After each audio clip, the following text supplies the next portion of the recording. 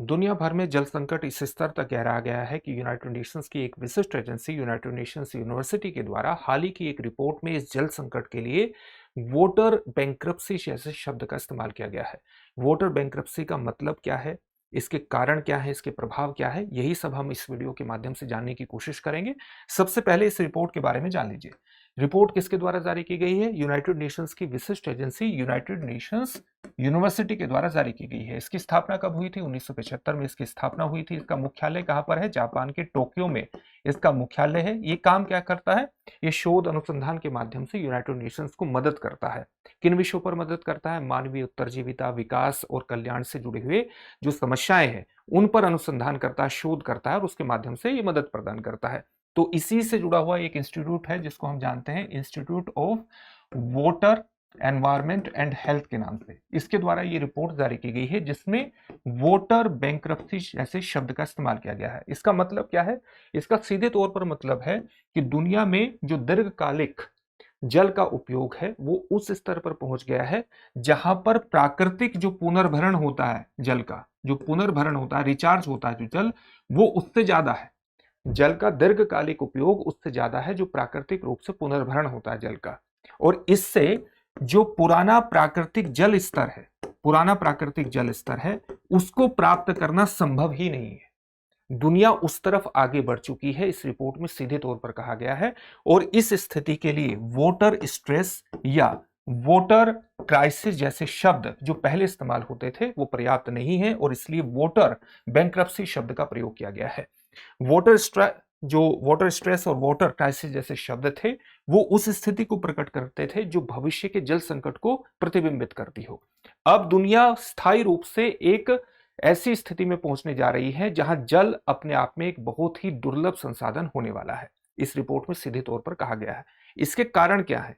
कारण जानना आपके लिए बहुत इंपॉर्टेंट है, लेकिन उससे पहले इस बात को ध्यान में रखिएगा कि दृष्टि संस्थान ने आपकी जीएस की तैयारी को पूरी तरह से कराने के लिए हाल ही में एक कोर्स लॉन्च किया है ताकि आप घर बैठे ही जीएस की तैयारी कर सके, जनरल स्टडीज की तैयारी कर सके।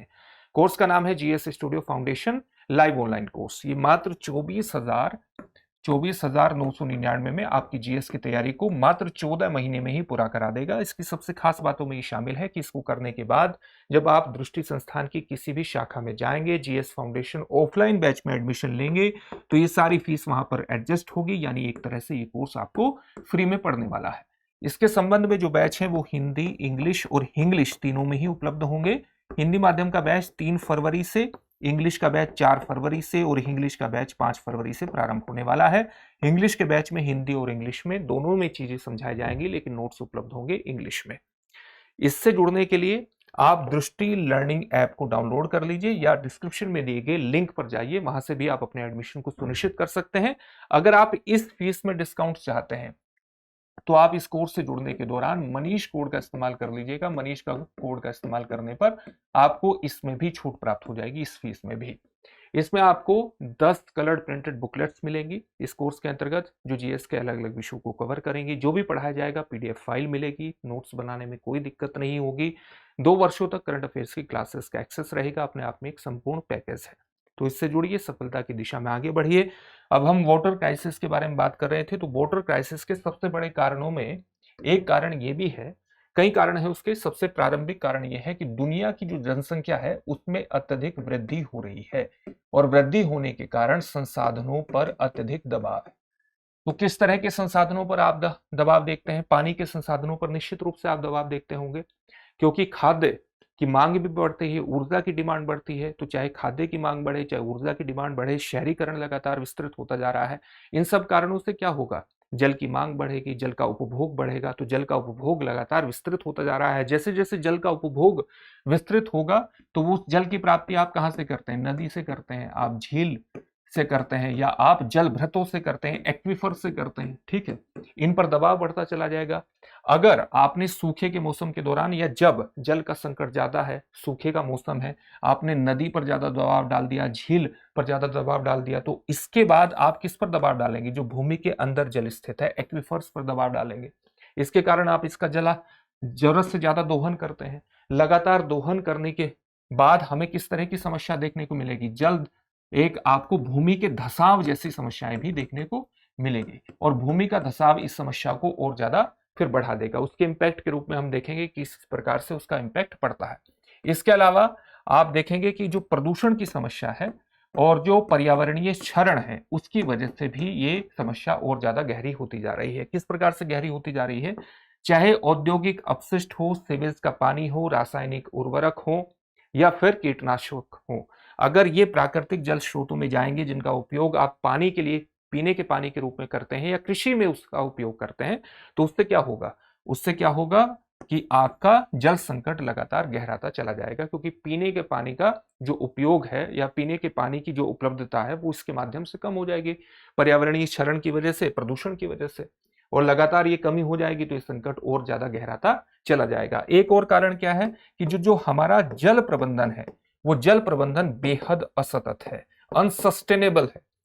जिस प्रकार से शहरीकरण बढ़ रहा है और शहरीकरण के कारण जिस प्रकार का हमारा जल प्रबंधन होना चाहिए, वर्षा जल संचयन होना चाहिए या दूसरे जल स्रोतों का हमें ख्याल रखना चाहिए, उस तरह से नहीं हो रहा है। और पांचवा कारण है ग्लोबल वार्मिंग या आप कह सकते हैं जलवायु परिवर्तन का जो संकट है। जलवायु परिवर्तन के संकट के कारण आप देख रहे हैं कि जो वर्षा का पैटर्न है, वर्षा के पैटर्न में लगातार बदलाव है और जो ग्लेशियर है वो लगातार पिघलते जा रहे हैं। ये चीज किस रूप में आपके सामने आ रही है उसके आपको कुछ महत्वपूर्ण ठोस आधार भी पता होना चाहिए। तो रिपोर्ट में सीधे तौर पर कहा गया है, क्या रिपोर्ट में कहा गया है? अगर भूमि धसाव को ही देखें तो मेक्सिको सिटी का उदाहरण बहुत ही एक तरह से आप कह सकते हैं कि एक क्लासिकल उदाहरण है मेक्सिको सिटी का। मेक्सिको सिटी का उदाहरण यह है कि वहां पर मेक्सिको सिटी के अंतर्गत आपको 10 इंच प्रति वर्ष भूमि धसाव देखने को मिल रहा है। वहां पर जल का जो जल भृत है, एक्वीफर्स का प्रयोग इतना है, जब आप एक्वीफर्स का प्रयोग बहुत ज्यादा करते हैं, जल का दोहन बहुत ज्यादा करते हैं, तो भूमि नीचे से खाली हो गई, तो भूमि धसाव की समस्या आपको देखने को मिलती है। और मेक्सिको सिटी इसका क्लासिकल उदाहरण है जहां प्रतिवर्ष 10 इंच का भूमि धसाव देखने को मिल रहा है।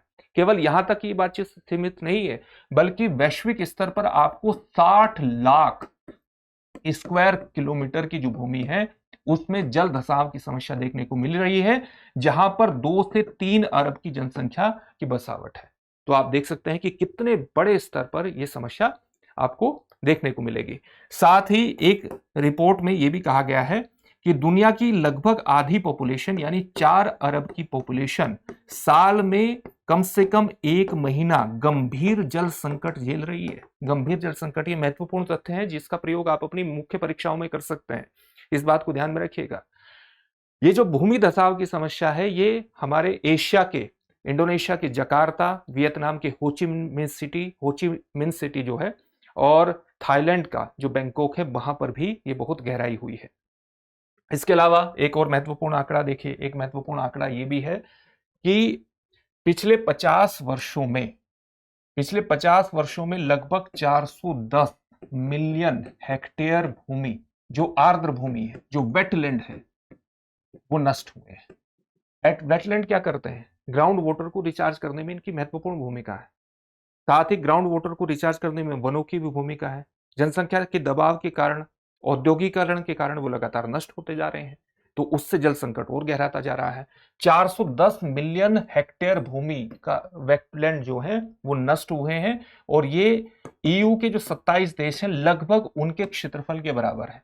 तो आप देख सकते हैं कि इसके कारण जल संकट, जो खाद्य जाल है, जो भूमि ग्राउंड वाटर रिचार्ज होने की क्षमता है, वो कितने बड़े स्तर पर प्रभावित हुई होगी, ये भी एक महत्वपूर्ण आंकड़ा है। एक और महत्वपूर्ण आंकड़ा यह है कि 1970 के दशक के बाद से जो 30% ग्लेशियर मास है वो भी नष्ट हुआ है, और ग्लेशियर मीठे पानी के, पीने के पानी के उपयोग के महत्वपूर्ण स्रोत है। साथ ही जो डी-डे आप कह सकते हैं कि जो शहरी क्षेत्रों में वो दिन, जिस दिन पानी के जो डिमांड होती है, मांग जो होती है, और उसकी जो आपूर्ति है, मांग बहुत ज्यादा होती है और आपूर्ति सीमित होती है, तो इसको हम एक विशेष नाम से संबोधित करते हैं। आप उस नाम को कंफर्म करिएगा। डे जीरो संकट के नाम से इसको जानते हैं, डे जीरो संकट के नाम से हम इसको जानते हैं। तो डे जीरो संकट की जो अवस्थिति है शहरी क्षेत्रों में वो लगातार बढ़ती जा रही है। तो इन रूपों में ये जो जल संकट है वो लगातार हमारे सामने आ रहा है। तो इसका समाधान करना बेहद ज़रूरी है, ये तो आप जानते हैं, कारण आपने समझ लिए है। इस रिपोर्ट में सीधे तौर पर ये बताया गया है कि हम समस्याओं को एक सूची के रूप में प्रस्तुत नहीं कर रहे हैं। जो जल संकट है, वो समस्या कितनी बड़ी है, उसकी एक सची सूची प्रस्तुत नहीं कर रहे हैं जल समस्या की, बल्कि हम एक महत्वपूर्ण नीतिगत संदेश दे रहे हैं कि किस प्रकार से जल का जो संकट है, वो पूरी दुनिया के सामने उपस्थित हो गया है। इसका समाधान निश्चित रूप से इन सारी समस्याओं का, जल प्रबंधन की समस्या का समाधान करके, जो हमारी जल भ्रत हैं, एक्वीफर्स हैं, वर्षा जल का संचयन करके निश्चित रूप से उसी तरीके से होगा। हमें एक पूरा बजट भी तैयार करना होगा। आजकल इसके लिए वाटर बजटिंग शब्द का इस्तेमाल हो रहा है कि हमारी वास्तविक जल उपयोग की क्षमता कितनी है, हमारी आपूर्ति किन-किन स्रोतों के माध्यम से हो सकती है, वो आपूर्ति कहाँ से हो सकती है, किस प्रकार से हो सकती है, और उस प्रकार से अपनी जल उपयोग की जो क्षमता है, उसको निर्धारित करना, जल दक्षता को बढ़ाना, और जहां पर जल संचयन हो सकता है, चाहे वो वर्षा जल संचयन हो या जहां पर जल का उपयोग ठीक प्रकार से हो सकता है, उसको सुधारना बहुत इंपॉर्टेंट है। वाटर बजटिंग इसके लिए एक बहुत महत्वपूर्ण साधन बन सकता है कि हम अपनी जल उपयोग की क्षमता को, जल उपयोग की कितनी आवश्यकता है, उसको निर्धारित कर लें, कहां से जल आपूर्ति हो सकती है उसको निर्धारित कर लें, और उसके आधार पर एक बिल्कुल नीतिगत स्पष्टता आ जाए। इस दिशा में हमारे प्रयास निश्चित रूप से होने चाहिए। इससे जुड़े हुए एक प्रश्न को देखेंगे, लेकिन उससे पहले इस बात को ध्यान में रखिएगा कि दृष्टि संस्थान ने इस रिपब्लिक डे पर आपके लिए एक खास उपहार लाने का निर्णय किया है, रिपब्लिक डे सेल के रूप में। दृष्टि लर्निंग ऐप पर उपलब्ध दृष्टि आईएएस के सभी ऑनलाइन पेन ड्राइव कोर्सेज और टेस्ट सीरीज पर आपको 24 से 27 जनवरी तक 50% तक का डिस्काउंट मिलेगा। साथ ही बुक्स और डिस्टेंस लर्निंग प्रोग्राम पर भी आपको 25% का डिस्काउंट मिलेगा 24 से 27 जनवरी। इसके लिए अभी डाउनलोड कीजिए दृष्टि लर्निंग ऐप। किसी भी प्रकार का डाउट हो तो आप 8750187501 पर कॉल कर लीजिएगा। अब देखते हैं आज का प्रश्न। वाटर बैंक्रप्सी शब्द का अर्थ क्या है? आपके सामने ऑप्शंस हैं। अस्थायी जल संकट, भविष्य की जल समस्या, जल का पुनर्भरण न होना, जल उपयोग का पुनर्भरण से बहुत अधिक होना। इस प्रश्न का उत्तर कमेंट बॉक्स में कमेंट करके जरूर दीजिएगा। फिर से एक नए सेशन में आपसे मुलाकात होगी। धन्यवाद। अब एग्जाम की तैयारी को और बेहतर करने के लिए हमारे चैनल को लाइक, शेयर और सब्सक्राइब करना ना भूलें।